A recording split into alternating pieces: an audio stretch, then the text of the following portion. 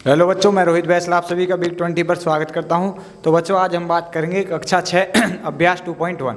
तो इसमें हम पूर्ण संख्याओं पर संक्रियाएं एवं पूर्णांक पढ़ेंगे। पूर्ण संख्याओं पर संक्रियाएं एवं पूर्णांक। अब हम बात करें इसमें पूर्ण संख्याओं पर जो घटाने और जोड़ हम कर चुके हैं। अब आए हम गुणन, यानी गुणन संक्रियाओं का क्रम। वो क्रम भी कैसा? क्रम विनिमय। क्रम विनिमय का मतलब है आपस में उल्टी गुणा। यानी देखो, जब मैं पूर्ण संख्याओं के दो जोड़े लेता हूँ, जैसे मैं दो जोड़े लेता हूँ पूर्ण संख्याओं के कुछ मैं दो जोड़े लेता हूँ, पूर्ण संख्याओं के दो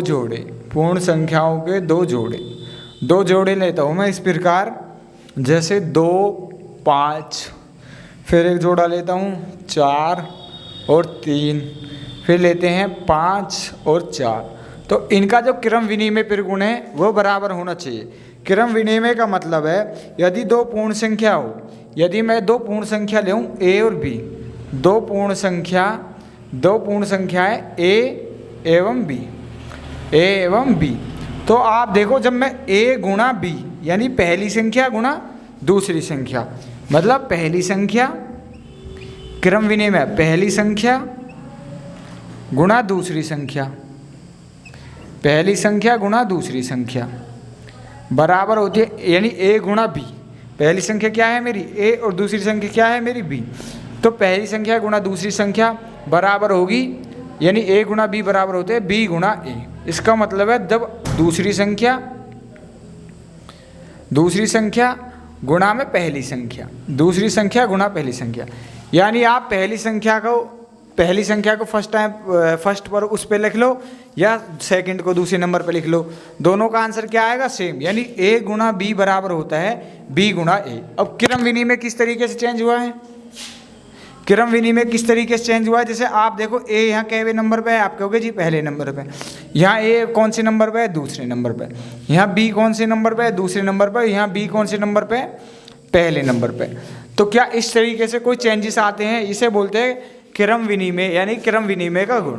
तो अब हम इससे देखेंगे क्वेश्चन को सॉल्व करके, यानी क्वेश्चन का सॉल्यूशन हल करके देखेंगे कि क्या क्रम विनिमय सही है। तो गुणों को क्रम विनिमय। अब देखो हमारे पास कौन कौन सी संख्या, सबसे पहले वाला जोड़ा लेते हैं हम, वो है हमारे पास 2 और 5। तो जब 2 और 5 की गुणा करेंगे, यानी 2 गुणा 5 बराबर, मैं 5 अब स्टार्टिंग में लिखा, आपकी पहली बार 2 लिखा था, आपका यहाँ पहली बार क्या लिखेंगे? 5, और फिर कर दो गुणा 2, यानी 2 गुणा 5, 5 गुणा 2 के बराबर है या नहीं? अब आप देखो 2 पंजे 10 बराबर 5 दूनी 10, तो ये दोनों बराबर है, यानी क्रम विनिमय का गुणा इनका सही है। अब करते हैं हम 4 और 3। क्या है बच्चों? 4 और 3। अब 4 और 3 को चेक करो, यानी 4 गुणा में 3 बराबर, पहले 3 को लिखो उसके बाद 4 को लिख दो, तो 4 तिया क्या होंगे? 12, 12 गुणा 12, 3 चौक 12, 12 गुणा 12। तो इस तरीके से हम संख्याओं को लेते हैं।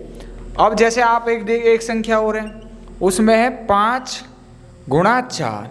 तो आप बताओ, इस ब्लैंक को आपको भरना है। 5 गुणा 4, तो आप यहाँ क्या लिखोगे? आप कहोगे जी पहले 4 लिख दो, उसके बाद क्या लिखो? 5। तो 5 गुणा 4 क्या हो गए? 20 बराबर 4 गुणा 5 20।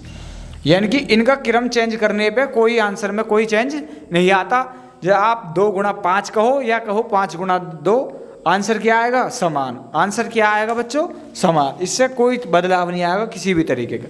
तो ये होता है आपका गुणाओं को संक्रियाओं को क्रम विनिमय। क्या होता है? गुणाओं का संक्रियाओं का क्रम, यानी क्रम विनिमय। तो ये मैंने आपको सिखा दिए हैं। अब आते हैं हम कुछ नेक्स्ट क्वेश्चन पर। अब है दूसरा जो फैक्ट है, वो है शून्य का गुणन प्रगुणन। शून्य का गुणन प्रगुणन।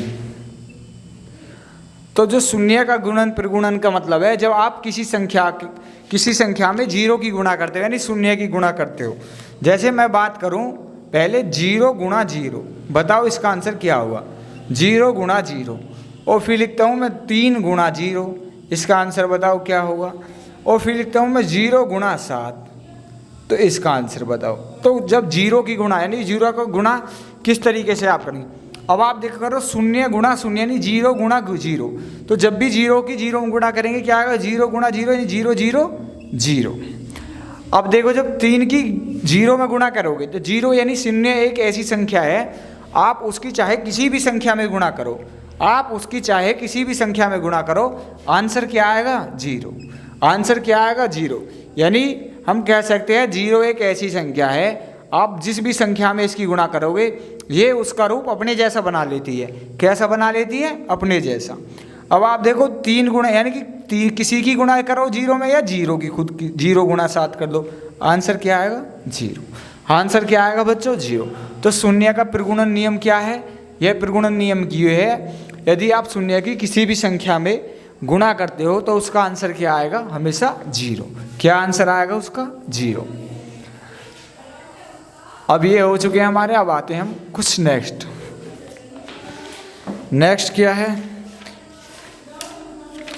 तो हम कह सकते हैं किसी भी पूर्ण संख्या शून्य का गुणनफल क्या होता है बच्चों 0।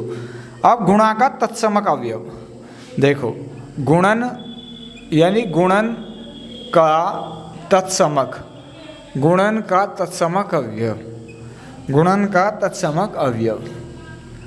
तत्समक अवयव का मतलब है जब आप पूर्ण संख्या और एक का गुणनफल, यानी जब आप किसी पूर्ण संख्या, जब कोई भी पूर्ण संख्या का हम 1 में गुणा करते हैं तो क्या प्राप्त होता है।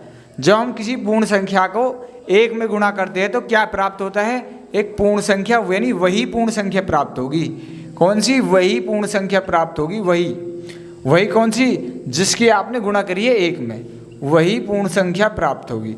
जैसे मैं कुछ एग्जाम्पल लिखता हूँ, 1 गुणा में 0, और फिर मैं लिखता हूँ यहाँ 1 गुणा 1, फिर लिखता हूँ 2 गुणा 1, फिर लिखता हूँ 3 गुणा 1, फिर लिखता हूँ 4 गुणा 1। तो अब आप देखो सबसे पहले मैं सॉल्व करूँगा 4 गुणा 1।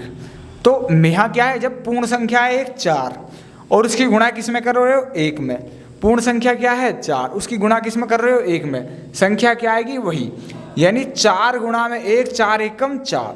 इसका मतलब ये है जब आप किसी भी पूर्ण संख्या में 1 की गुणा करते हो तो वह संख्या क्या आएगी, वही जिस संख्या की आपने गुणा करी है 1 में। यानी कोई भी संख्या 1 को अपने जैसे ही बना लेती है। देखो 4 ने जब 1 में गुणा करी तो 4 ने 1 को कैसा बना लिया, अपने जैसे ही बना लिया। और 3 गुणा 1 यानी 3 एकम 3, तो संख्या कौन सी आएगी वही। और 2 गुणा 1 यानी कितना आएगा 2, और 1 की 1 में मल्टीप्लाई करेंगे तो 1 क्या आएगा, 1 स्वयं ही आ गया, नहीं 1 एकम 1।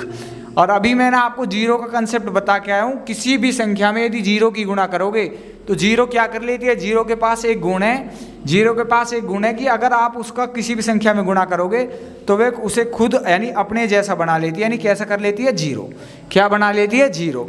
तो 0 गुणा 1 क्या होगा 0, बाकी किसी भी संख्या पूर्ण संख्या में 1 की गुणा करने पर क्या प्राप्त होगी, वही पूर्ण संख्या प्राप्त होगी जिसकी आप गुणा कर रहे हो बच्चों, जिसकी आप गुणा कर रहे हो। तो ये क्लास 6 वालों के लिए है, और मतलब बहुत आसानी से एक्सरसाइज में आपके क्वेश्चन दिए बच्चों। तो ये मैं कुछ आपको नियम बता चुका हूँ। अब आते हैं हम अपनी एक्सरसाइज पर। आपकी जो एक्सरसाइज है अभ्यास 2.1 के फैक्ट हो चुके हैं, अब आते हैं डायरेक्ट अभ्यास 2.2। अब किस पर आते हैं, अभ्यास 2.2। अभ्यास 2.2 में है, यदि आप बताओ 468 गुणा में 0, बी है 598 गुणा 2, बताओ इसका आंसर क्या आएगा, और इसका आंसर बताओ क्या आएगा। और एक क्वेश्चन है जी,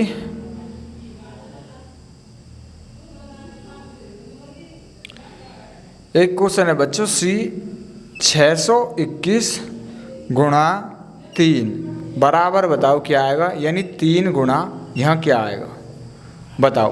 तो इस तरीके से क्वेश्चन है। अब आप देखो, मैंने अभी आपको एक रूल बता के, इसमें गुणा किसकी हो रही है 0 की।